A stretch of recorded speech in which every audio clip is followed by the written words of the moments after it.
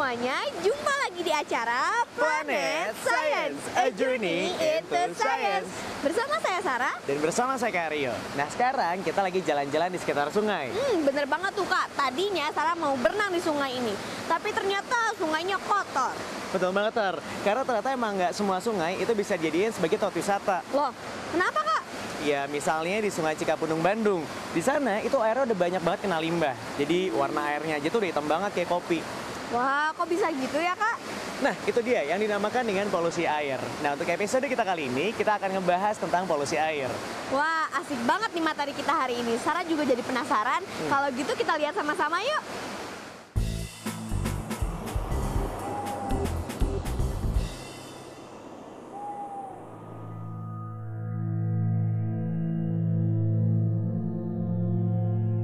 Polusi air adalah perubahan keadaan di suatu tempat penampungan air seperti danau, sungai, lautan, dan air tanah akibat aktivitas manusia. Polusi air adalah penyimpangan sifat-sifat air dari keadaan normal, bukan dari kemurniannya.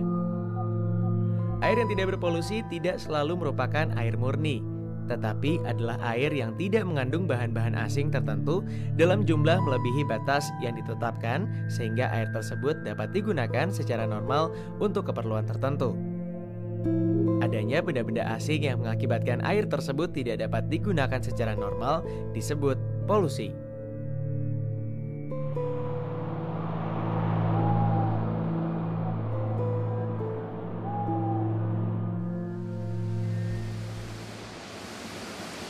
Kak, seger banget ya pagi-pagi gini minum air yang seger banget kayak gini.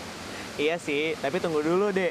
Karena ternyata nggak semua air yang kita minum itu terbebas dari polusi air. Loh, emang polusi air itu ada berapa macam Kak? Nah, mau tahu? Kita simak aja yang satu ini.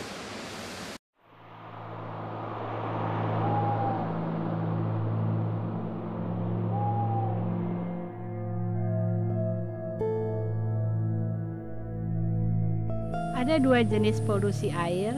Pertama, polusi air permukaan. Kedua, polusi air bawah tanah. Ada tiga penyebab polusi air, yaitu mikroorganisme, bahan kimia, dan air limbah panas. Mikroorganisme yang terdapat di dalam air berasal dari berbagai sumber seperti udara, tanah, sampah, lumpur, tanaman, bangkai, kotoran manusia, kotoran hewan, dan bahan organik lainnya. Penyebab kedua polusi air adalah bahan kimia. Industri membuang berbagai macam polutan ke dalam air limbahnya seperti logam berat. Salah satu logam berat yang sering meracuni air adalah merkuri. Penyebab polusi air yang ketiga adalah air limbah panas.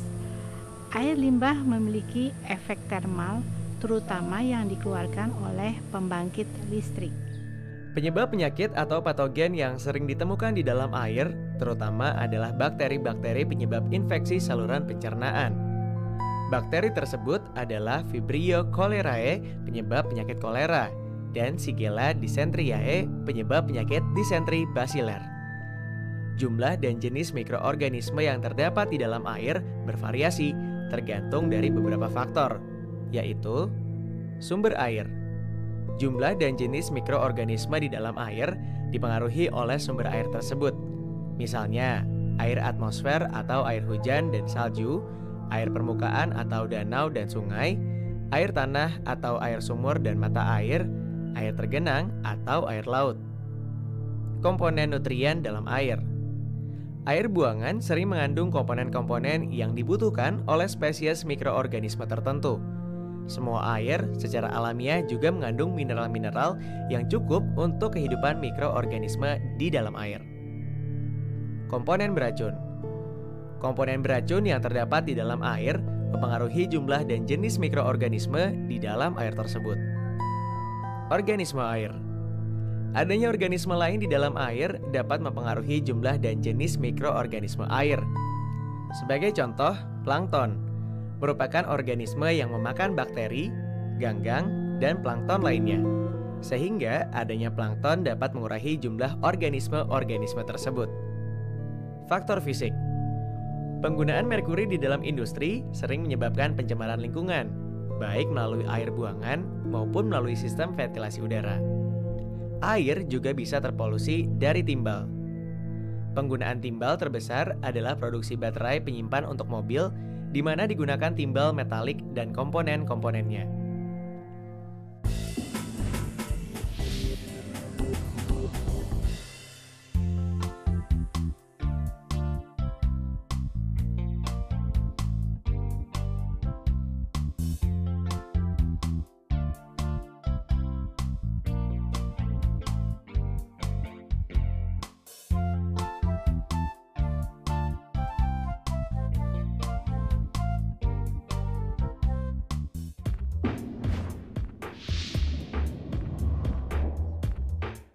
Manakah di antara 3 gambar ini yang bukan menjadi sumber pencemaran air?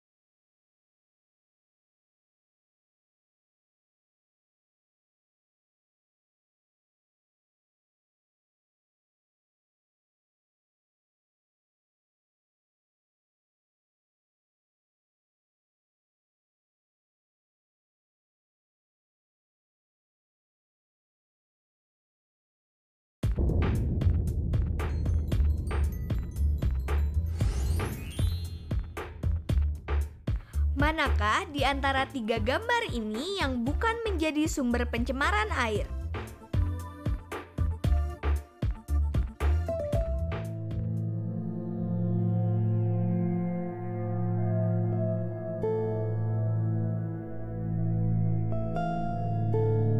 Kak, air itu dibutuhin sama semua orang, ya kan?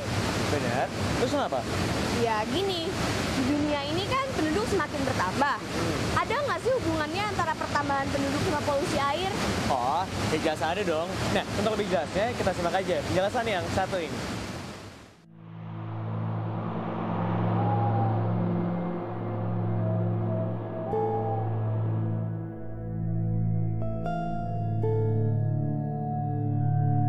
Sehubungan dengan pertambahan penduduk yang semakin meningkat, maka permintaan akan pangan, sandang, dan papan juga semakin meningkat.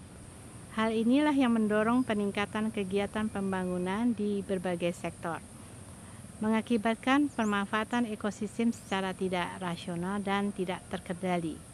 Kegiatan pembangunan tersebut mengakibatkan penurunan kualitas, bahkan perusakan ekosistem itu sendiri, serta berdampak lanjut terhadap gangguan ekosistem yang lain yang berada di sekitarnya. Sebagai contoh, misalnya krisis sumber air minum, kemudian proses penanggalan, dan proses eutrofifikasi, di mana tumbuhan air berkembang secara pesat sehingga tidak terkendali lagi. Beberapa dampak dari polusi air dalam kehidupan diantaranya meracuni sumber air minum. Dalam jangka panjang, air yang kotor dapat menyebabkan kanker dan kelahiran cacat. Terganggunya kehidupan organisme air karena berkurangnya kandungan oksigen. Terjadinya ledakan ganggang dan tumbuhan air atau eutrofifikasi. Pendangkalan dasar perairan. Kematian biota kuno seperti plankton, ikan, bahkan burung.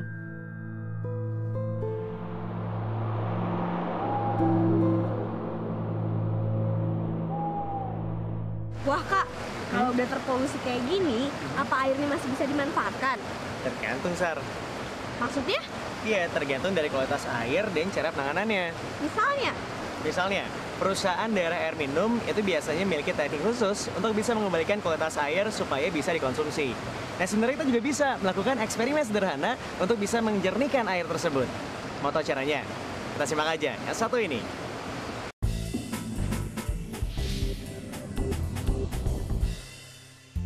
Tujuan dari eksperimen ini adalah memahami sistem penyaringan air secara sederhana. Alat dan bahannya adalah sebagai berikut. Botol plastik 1500 ml. Tutup botol plastik. Gunting. Penggaris. Spidol. Paku. Pasir. Arang. Batu kecil. Batu besar. Busa tebal 7 mm dipotong bulat sesuai diameter botol sebanyak 3 buah. Gelas kimia ukuran 250 ml isi air kotor. Dan gelas kimia ukuran 250 ml kosong.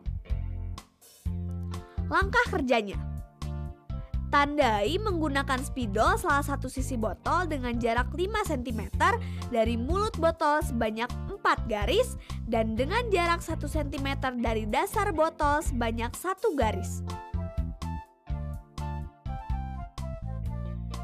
Potong pada tanda dengan jarak 1 cm dari dasar botol tersebut dengan gunting sehingga dasar botol menjadi terbuka. Lubangi tutup botol dengan paku sebanyak 8 lubang.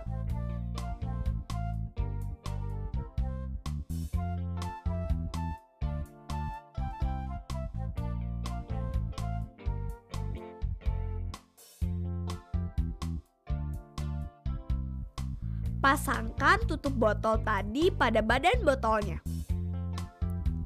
Masukkan batu besar sampai batas garis 1, lalu tutup dengan busa.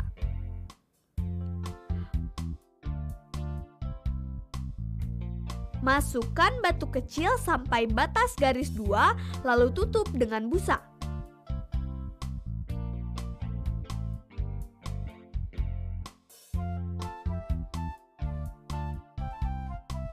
Masukkan arang sampai batas garis 3, lalu tutup dengan busa. Masukkan pasir sampai batas garis 4.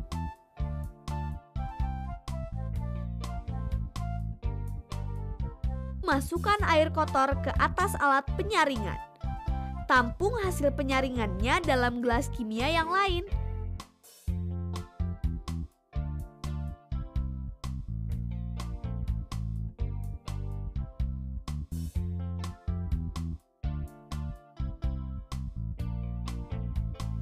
Bandingkan hasil dengan air kotor.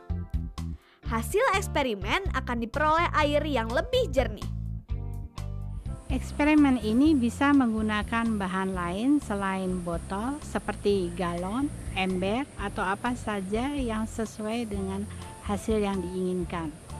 Tapi semakin besar wadah yang digunakan, semakin banyak bahan yang dibutuhkan dan membutuhkan waktu yang lebih lama.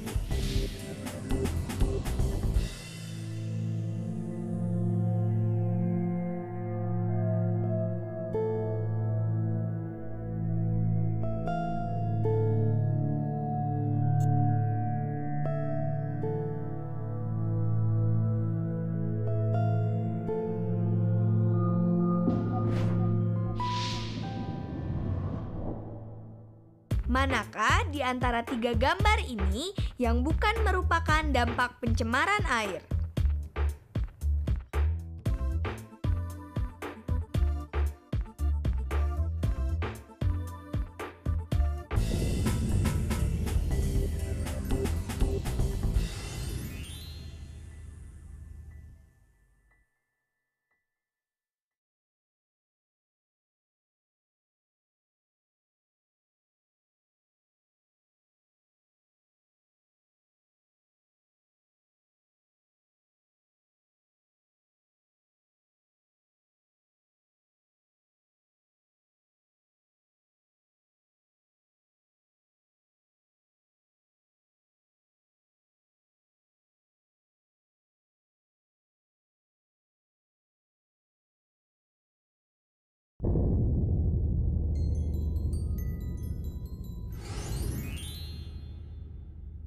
Manakah di antara tiga gambar ini yang bukan merupakan dampak pencemaran air?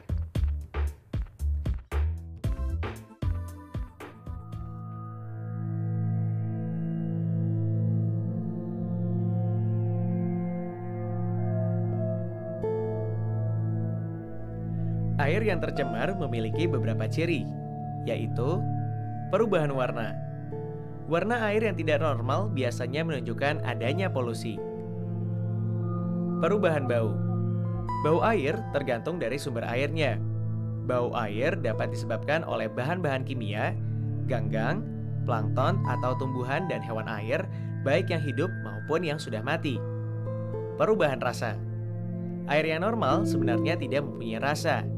Timbulnya rasa yang menyimpang biasanya disebabkan oleh adanya polusi, dan rasa yang menyimpang tersebut biasanya dihubungkan dengan baunya.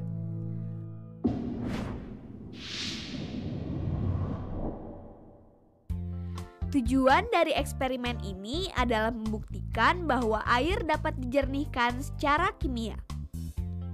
Untuk melakukan eksperimen ini, kita membutuhkan alat dan bahan sebagai berikut. Buah kelor, pisau, mortar dan alu, sendok plastik, 2 buah gelas kimia ukuran 250 ml berisi air kotor, dan gelas plastik isi air secukupnya. Cara kerja: belah buah kelor dengan pisau. Keluarkan 4 bijinya. Bersihkan bijinya.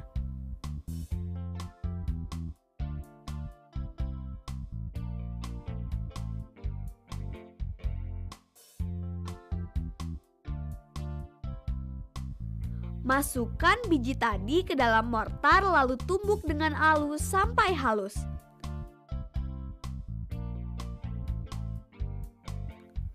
Beri sedikit air hingga biji kelor menjadi pasta.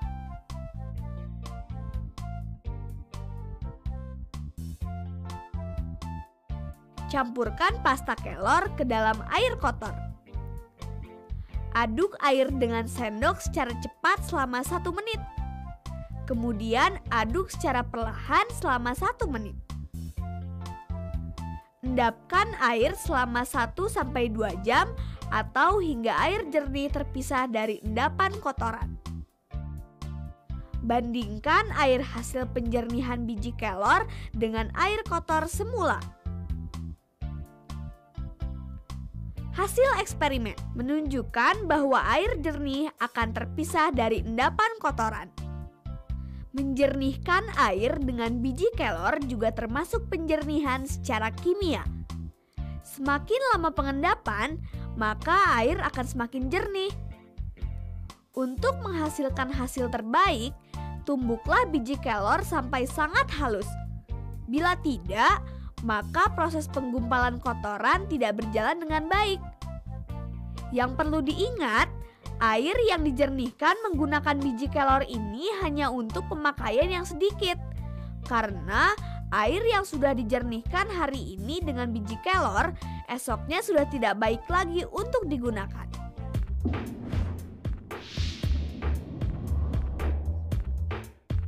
Untuk mengurangi polusi air, kalian dapat mencoba melakukan hal-hal berikut ini. Sedapat mungkin, gunakan produk yang alami.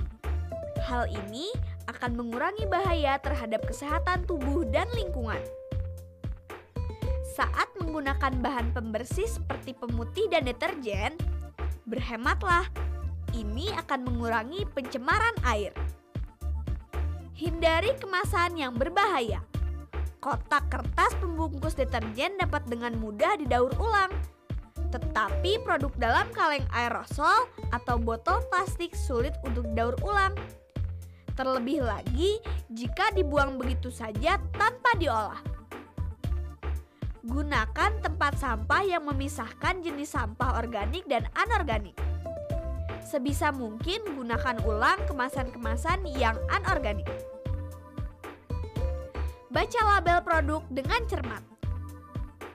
Jika pada label tertera dapat menimbulkan keracunan, pikir ulang untuk membelinya. Sebagai gantinya, gunakan produk yang tidak berbahaya.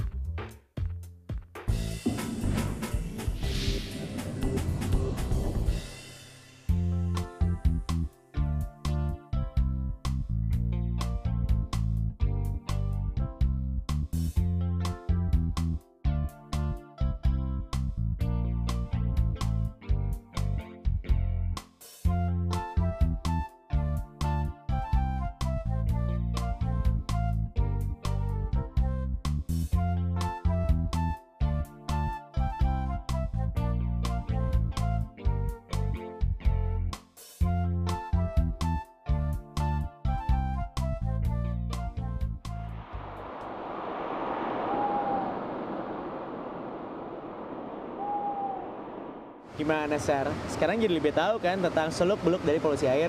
Wah, jelas dong Kak. Bahkan sekarang Sarah jadi makin ngerti nih gimana caranya untuk turut menjaga lingkungan perairan kita. Nah, kalau udah ngerti, berarti paling pas. Kalau sekarang kakak coba mau ngetes tentang materi kita kali ini. Oke. Siap. Kalau kita yang pertama nih, apa yang dimaksud dengan polusi air? Jadi gini Kak, polusi air itu adalah penyimpangan sifat-sifat air dari keadaan normal atau bisa dibilang tidak murni lagi. Biasanya hal ini diakibatkan oleh aktivitas-aktivitas manusia yang merugikan. Oke, kalau penyebabnya apa aja coba? Banyak Kak, ada mikroorganisme, terus juga bahan kimia, logam berat seperti timbal dan merkuri, nutrien, padatan, dan panas. Kalau dampaknya masih inget nggak? Dampaknya banyak Kak. Ini cuma beberapa aja ya. Di antaranya meracuni sumber air minum, yang jelas menimbulkan penyakit pencernaan, meracuni makanan hewan, terganggunya kehidupan organisme air karena berkurangnya kandungan oksigen, terjadinya ledakan ganggang dan tumbuhan air atau eutrofikasi, dan yang terakhir adalah pendangkalan dasar perairan. Nah, terus gimana cara kita bisa menjaga air dari polusi? Banyak Kak, menggunakan produk-produk alami. Terus juga sebisa mungkin tidak menggunakan bahan kimia seperti deterjen secara berlebihan. Terus selektif dalam memilih kemasan atau gunakan bahan-bahan yang dapat didaur ulang. Dan yang terakhir adalah jangan membuang sampah di saluran air. Sip deh. Oke deh, teman-teman juga udah semakin ngerti kan tentang polusi air? Pastinya dong, makanya jangan lupa untuk terus bereksperimen dan jangan lupa juga buat terus menyaksikan Planet Science, a journey into science. Dadah.